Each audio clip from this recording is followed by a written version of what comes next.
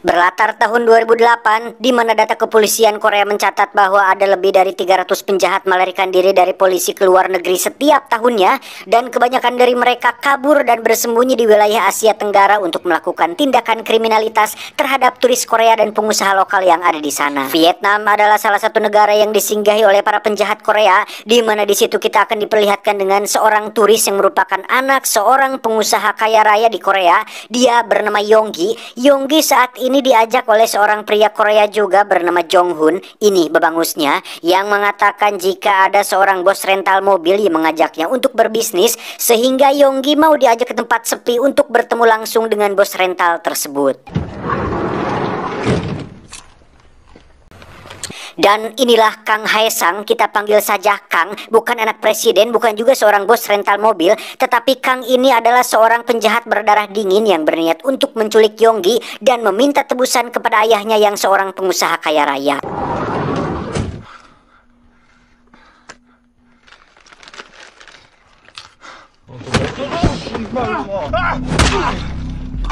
네 눈에는 내가 렌터카 하는 사람으로 보여? 너 납치된 거야. Dan inilah putaran. Beralih ke Korea, kita akan diperlihatkan sebuah situasi tegang tatkala ada seorang penjahat lulusan rumah sakit jiwa sedang mengancam seorang warga sipil menggunakan sebilah pisau. Tidak ada yang berani maju untuk menghentikannya, bahkan para polisi setempat pun agak ragu-ragu dan takut untuk melawannya.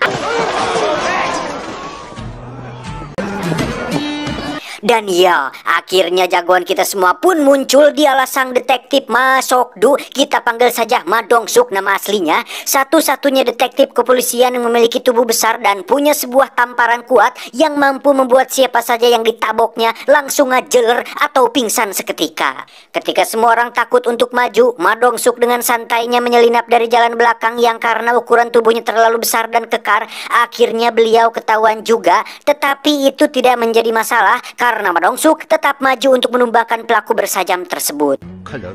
위험하니까 칼 내려놓으라고.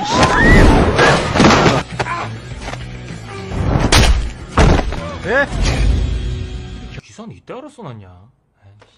아이고, 괜찮아. 눈 가려가지고 난지 몰라. Singkat cerita, Ma Dong-suk terlihat sudah berada di kantor, di mana di situ kita akan diperkenalkan dengan seorang kapten alias atasan Ma Dong-suk bernama, kita panggil saja si kapten. Ini pematuknya.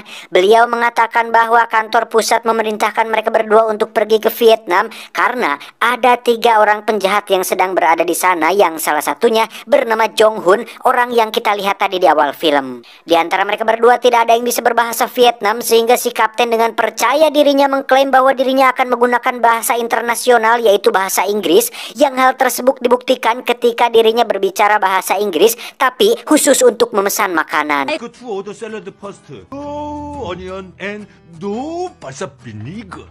Alhasil, Kapten dan Ma Dong-suk pun harus diperiksa oleh kepolisian bandara Vietnam karena dianggap mencurigakan gara-gara si Kapten berbicara tidak jelas dalam bahasa Inggris. Beruntung ada seorang petugas konsulat bernama Park yang datang tepat waktu untuk menjemput mereka ke kantor konsulat.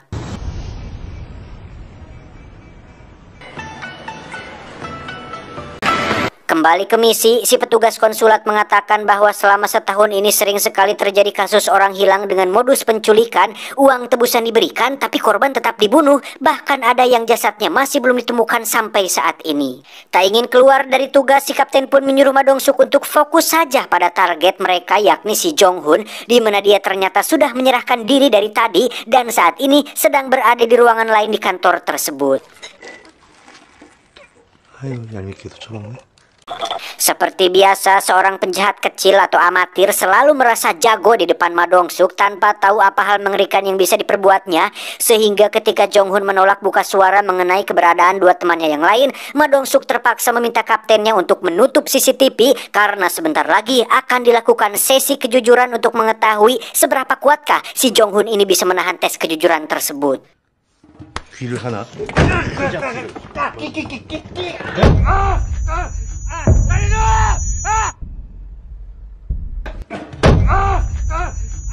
Setelah diinterogasi dengan cara yang unik, Ma Dong-suk dan Kapten pun segera pergi menuju apartemen tempat kedua temannya yang lain tinggal, di mana Ma Dong-suk lagi-lagi membuktikan kekuatan fisiknya ketika gagang pintu tak sengaja terlepas oleh cengkraman kuat tangannya tersebut. Tak diduga, teman Jong-hun ternyata sudah tewas dengan kondisi yang sangat mengerikan, dibunuh oleh orang lain, sedangkan yang satu lagi menghilang entah kemana, sehingga Ma Dong-suk kembali menemui Jong-hun untuk mencari tahu apa yang sebenarnya sudah terjadi. 야, 일어나 이 새끼야. 부장님. 아이고, 부장님. 얼른 일로. 일로 와. 아니. 나가자. 집에 가자. Jong-hun akhirnya jujur bahwa dirinya sengaja menyerahkan diri karena takut dibunuh oleh Kang Hae-sang, seorang penjahat berdarah dingin yang menculik anak orang kaya di adegan awal tadi, yang kemungkinan besar temannya yang ada di apartemen tadi juga dibunuh oleh si Kang Hae-sang ini. 누구 강혜상? 이나가 리조트 사업하는 최용기를 납치하자고 저희를 꼬드겼어요. Semua berawal dari Jong-hun dan kedua temannya yang merupakan penjahat ecek-ecek ini bekerja sama dengan seorang Kang Hae-sang untuk menculik Yonggi dan meminta uang tebusan darinya, di mana saat Kang Hae-sang mengatakan bahwa mereka bertiga hanyalah penjahat amatir pun jelas menimbulkan sedikit ketidakenakan, yang ketika mobil sedang berhenti sejenak, si Yonggi pun kabur dari mobil dan dengan terpaksa Jong-hun dan kedua temannya turun untuk mengejarnya.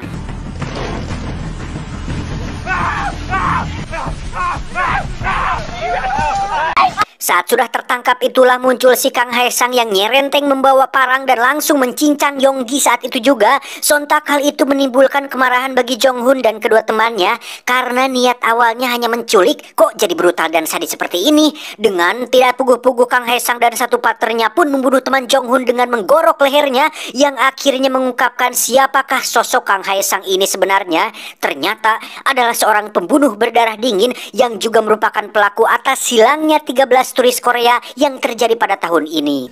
줄어서 좋지. Sadar bahwa Kang Hae-sang tidak akan segan-segan membunuh mereka berdua, Jong-hun dan satu temannya pun menurut saja ketika dia dan partnernya menyuruh mereka berdua untuk menggali tanah, di mana Kang Hae-sang sendiri yang memiliki perawakan kekar berotot pun memotong jasad tangan Yonggi dan mengirimkannya ke ayahnya untuk tetap meminta uang tebusan atas anaknya yang sudah meninggal. Senekat dan sebrutal itulah sosok si Kang Hae-sang ini, jadi jangan main-main.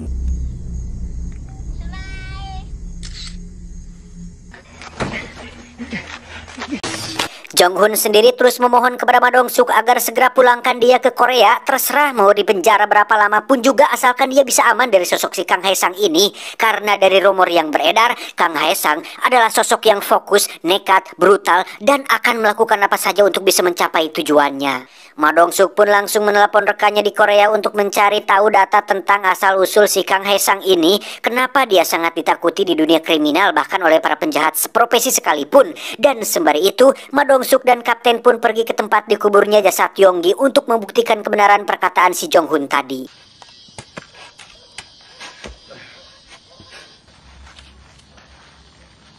야, 찾았다. 찾았어.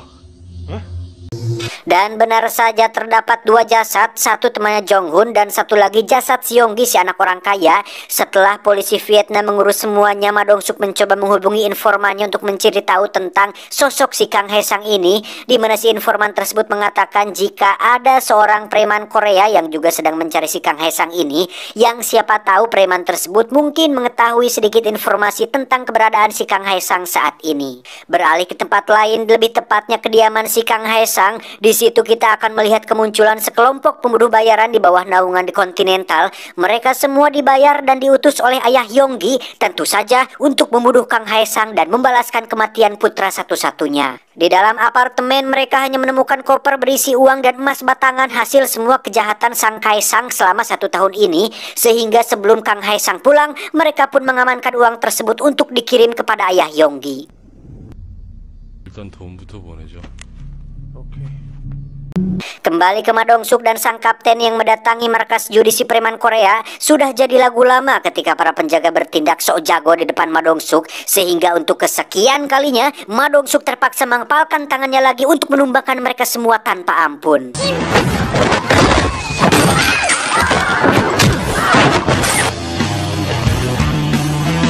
Si preman itu pun terpaksa menodongkan pistol yang bisa dengan begitu mudahnya direbut oleh Ma Dong-suk, sehingga dia akhirnya mau buka suara tentang kediaman si Kang Hae-sang ini, dan anak buahnya lah yang tahu di mana dia tinggal saat ini. 강해상의 위치 파악해서 가고 있어.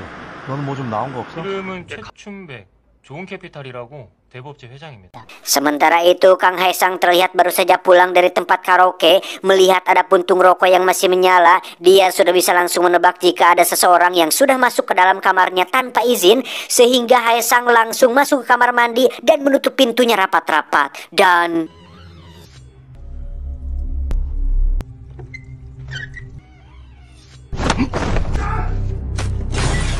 ya, Hae-sang dan satu partnernya nampak tidak takut dengan kelompok pembunuh bayaran tersebut, dan yang menarik adalah para pembunuh bayaran ini hanya dibekali dengan senjata tajam, bukannya senjata api, entah revolver atau glock atau apapun yang bersifat peluru. Nampaknya para pembunuh bayaran ini merasa kurang greget apabila menggunakan pistol seperti moto Kang Medog, sehingga mereka semua harus bertarung melawan Hae-sang menggunakan sajam dan tangan kosong saja.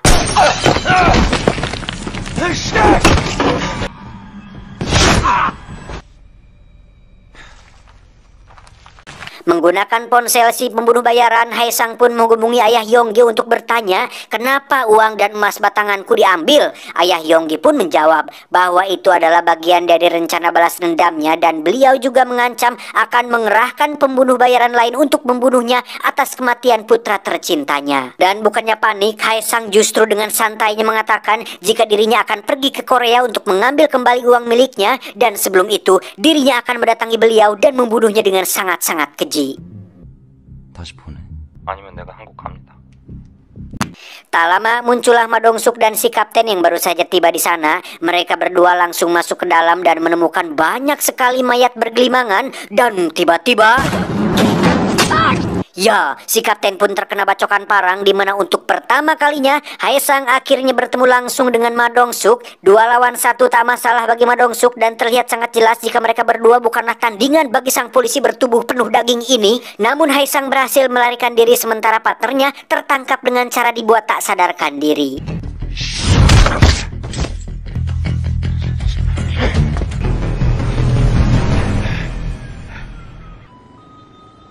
알았어, 그 새끼 내가 잡을 테니까 넌 안정을 좀 취해. 어떻게 안정을 취해? 이제 나 혼자 오줌도 못 싸. 두 분 다 추방 결정 내려졌습니다.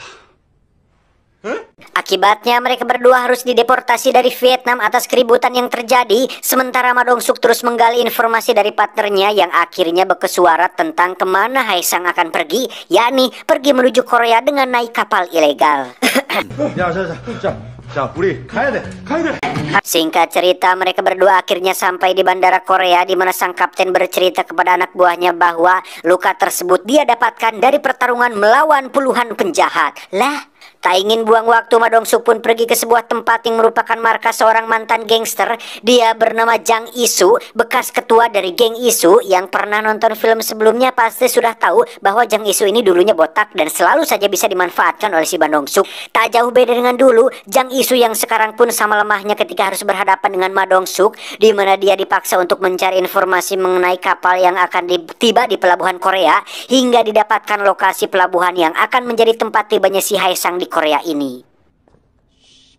진짜 불렀냐? 아닙니다.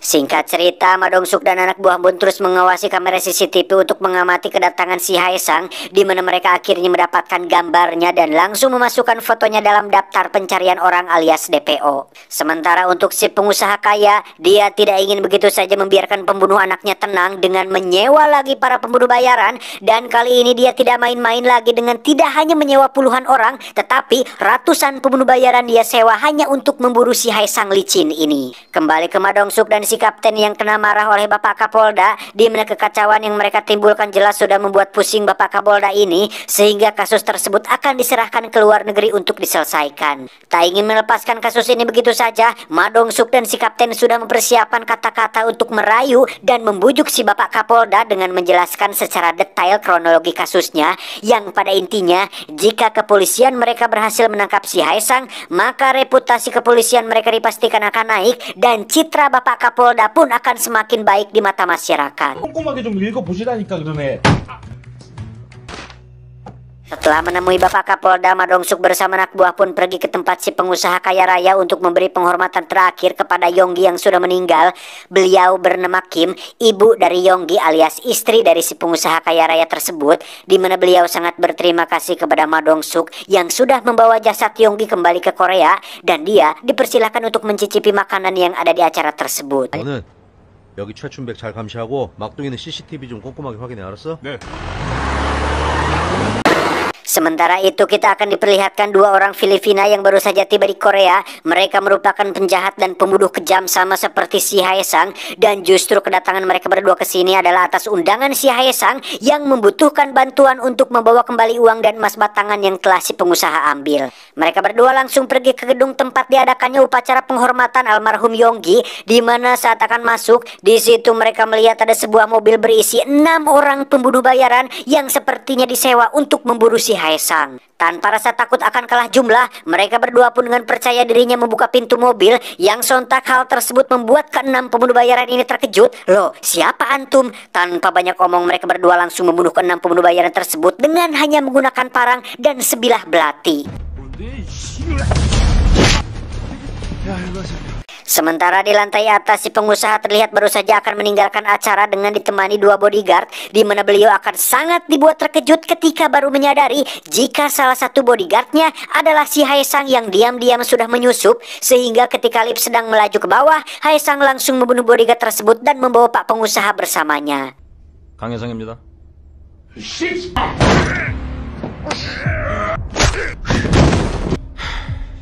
내가 한국 온다고 했지.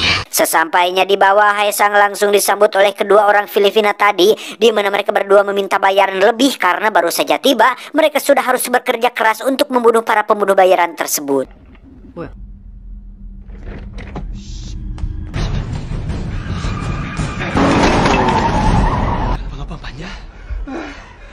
Alhasil, si pengusaha pun disiksa dan dipotong jempolnya sebagai video permintaan uang tebusan, di mana Haesang meminta uang tebusan sebesar $2 juta dan harus diantar langsung oleh istrinya, Ibu Kim, dengan hanya ditemani supir saja tanpa ada polisi yang ikut campur. 안 그러면 남편도 죽는데? 그랬으면 난 고맙지. 우리 내일은 잘해서 남편 한번 살려봅시다.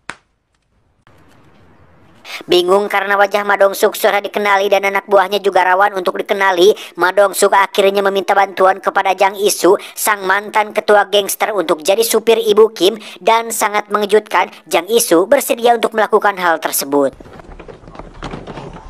진짜 족같네 진짜. Membawa uang sebanyak $2 juta tentu membuat Jang Isu ngiler dibuatnya dan sangat ingin sekali memilikinya karena bisa memulai kehidupan baru tanpa harus melakukan bisnis ilegal lagi. Namun saat ini dirinya harus fokus untuk jadi supir Ibu Kim sesuai perintah dari Ma Dong-suk. Dalam perjalanan menuju lokasi penyerahan uang tebusan ini, Ma Dong-suk tentu sudah menyiapkan segala kemungkinan, dimulai dengan mengutus mobil pos berisi anak buahnya yang akan terus mengikuti dari belakang kemanapun Ibu Kim pergi, serta mengutus satu anak buahnya yang lain untuk melacak lokasi disekapnya si pengusaha, dan syukur-syukur bisa melepaskan si pengusaha sebelum Ibu Kim sampai di lokasi penyerahan uang tersebut. Tak hanya Ma Dong-suk, Haesang juga sudah mengirim kedua orang Filipina tadi untuk terus mengikuti pergerakan Ibu Kim, di mana mereka akan merebut uang tebusan tersebut di tengah jalan karena tidak ingin menyerahkan si pengusaha tersebut begitu saja.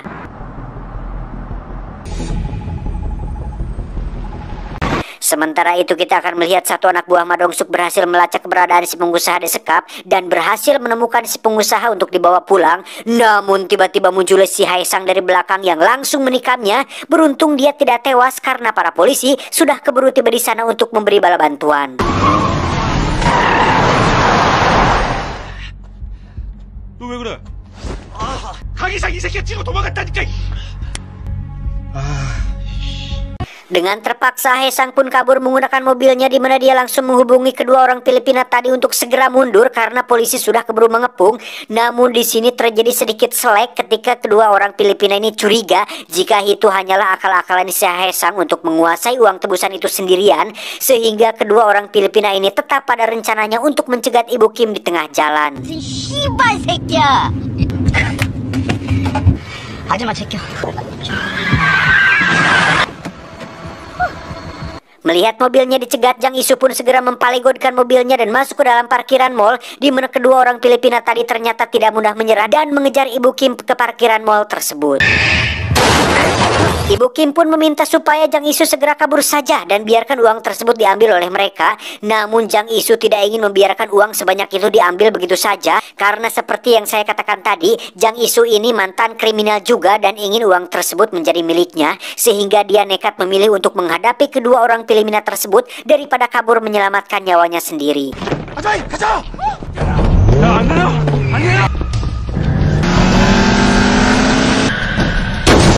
Jang Isu akhirnya berhasil kabur membawa uang tebusan tersebut, sementara satu orang Filipina itu pergi mengejar Ibu Kim dan yang satunya lagi harus berhadapan dengan dua orang polisi yang sudah tiba di sana.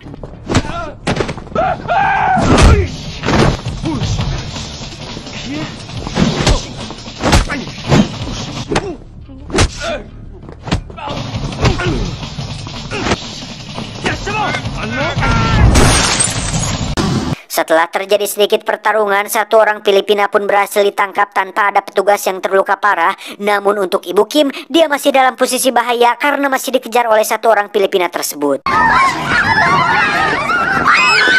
Saat itulah muncul Ma Dong-suk yang langsung mematahkan pergelangan tangan si penjahat Filipina ini, yang karena tak ingin ditangkap begitu saja, dia terus melawan Ma Dong-suk hingga terpaksa mengeluarkan bogeman serius yang pastinya membuat si penjahat langsung ngagoler tidak walak kaya.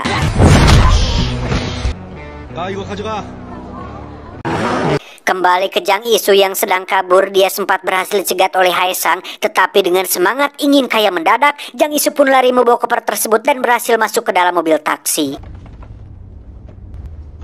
인생은 이렇게 시작하는 거야.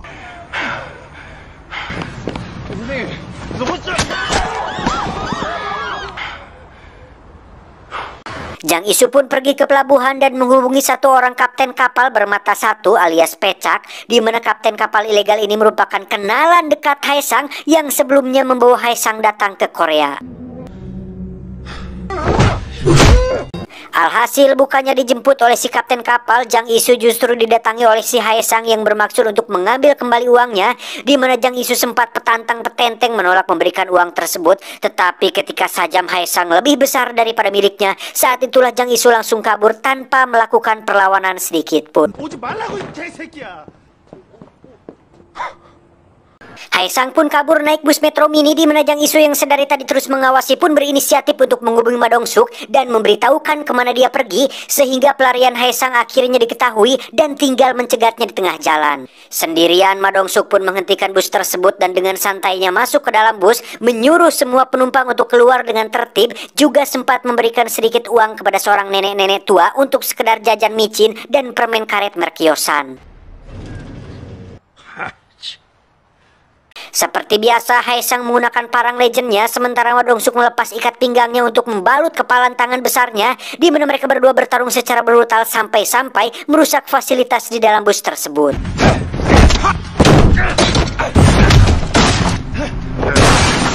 Dan seperti Anda lihat, Haesang tentu bukanlah tandingan seorang Ma Dong-suk, bahkan jauh di bawah Ma Dong-suk, yang meskipun Haesang berpengalaman dalam dunia kriminal, Ma Dong-suk jauh lebih berpengalaman karena pernah jadi personil di Eternal di Marvel Cinematic Universe.